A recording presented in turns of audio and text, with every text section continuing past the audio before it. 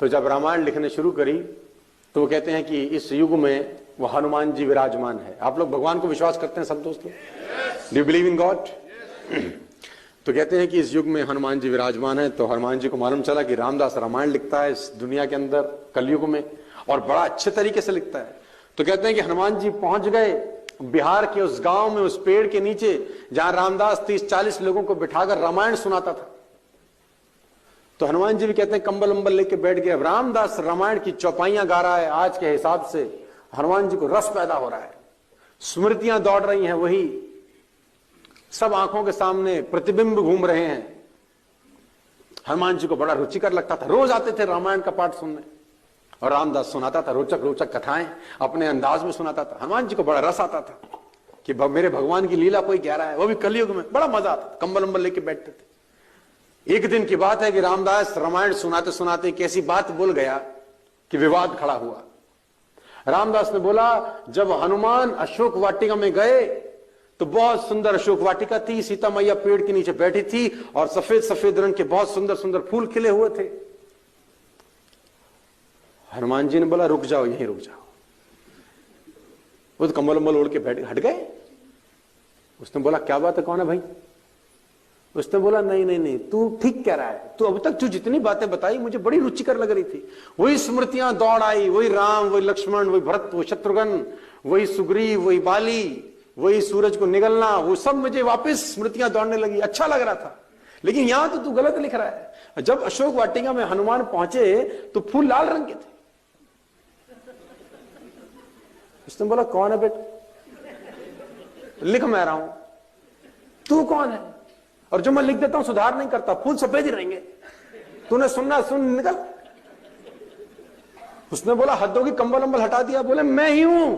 उसने बोला, तू कौन? अरे बोले, मैं ही गया था, फूल लाल रंग के थे रे। उसने बोला, हम नहीं मानते भाई। उसने बोला, तेरी सारी रामायण समझ में आती है, लेकिन यहां तू इसको ठीक कर, जनरेशन को मैसेज गलत जाएगा। अब विवाद होने लगा, तो विवाद का समाधान कैसे हो? तो बोला, बैठ कंधे पे। तो भगवान राम के पास चलते हैं, अब जज फैसला करेगा। तो हनुमान ने कंधे बिठाया और राम के पास ले गए। तो उन्होंने बताया कि प्रभु, ये बिहार का आदमी है, बहुत अच्छी रामायण सुना रहा है, चौपाइयां बड़ी रुचिकर लगती हैं मुझको, स्मृतियां दौड़ती हैं, वही भरत, वही शत्रुघ्न, वही आप, वही स्वयंवर, वही सब मुझे आंखों के सामने दौड़ता है। लेकिन यहां पर तो ये गलती कर रहा है। भगवान, जब मैं अशोक वाटिका में गया, ये कहता फूल सफेद थे लेकिन फूल तो लाल थे। तो राम ने बोला, देखो, पहले तो तुमको छुप छुप के इनकी बातें नहीं सुननी चाहिए थी, और अगर छुप छुप के सुन भी रहे थे तो पंगा लेने की क्या जरूरत थी? क्यों बताया तुमने? और अगर ये सफेद लिख रहा है तो रहने दो, तुम क्यों बीच में उंगल करते हो? उसने बोला, हद हो गई ना, ये गया था ना आप? अबे गया तो मैं था।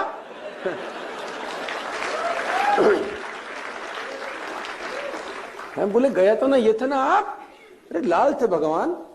उसने बोला, देखो, मैं कुछ नहीं बोलता, जो ये कह रहा है ये ठीक ही कह रहा है।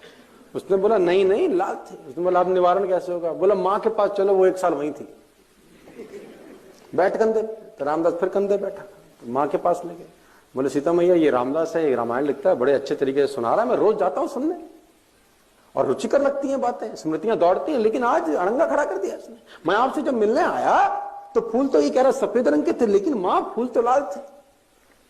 तो मां ने बोला, हनुमान, सफेद लिख रहा है तो रहने दो, तुम क्यों अड़ंगा डालते हो? उसने बोला, लेकिन मां, ये तो बात तो गलत कर रहा है। उसने बोला, देखो, तू तो 1 दिन के लिए आया था, मैं तो 1 साल थी, फूल सफेद थे। उसने बोला, नहीं मां, फूल लाल थे। मां ने कहा, हनुमान, तुम ठीक कहते हो, अपनी जगह तुम बिल्कुल ठीक हो। जब तुम लंका में आए अशोक वाटिका में मुझे मिलने, तो तुम्हारे भगवान की पत्नी को कोई हर लाया था, तुम विध्वंस करने को तैयार थे, मारने काटने को तैयार थे, आंखें खून में सनी हुई थी, इसलिए सफेद फूल भी तुमको उस दिन लाल नजर आए। फूल तो सफेद ही थे। तो आप जिस नजर से नेटवर्क मार्केटिंग को देखेंगे, नेटवर्क मार्केटिंग आपको वैसी